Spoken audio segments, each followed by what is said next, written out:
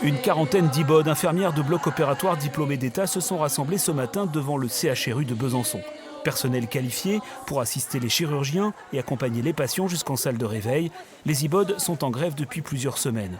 En cause, une réglementation datant de 2015 mise en œuvre au 31 décembre 2019 qui oblige les infirmiers classiques qui travaillent à leur côté à réduire leur champ de compétences.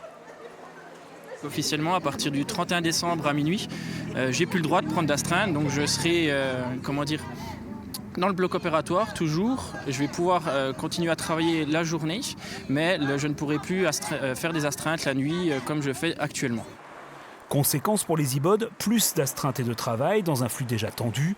Peu reconnu, désormais en sous-nombre, les IBOD ont été reçus à l'ARS cet après-midi pour demander la mise en œuvre de formations annuelles diplômantes permettant d'habiliter plus d'infirmiers aux tâches du bloc opératoire. Au CHU, je crois qu'il y a à peu près une soixantaine d'infirmiers à former, soit par la voie de l'école, soit par la voie de la validation des acquis. Et si on calcule sur les bases actuelles du nombre de personnes qui partent en formation et tous les 2 ans, on a environ compté une 12 à 13 ans pour former le personnel qui est déjà en train de travailler aujourd'hui.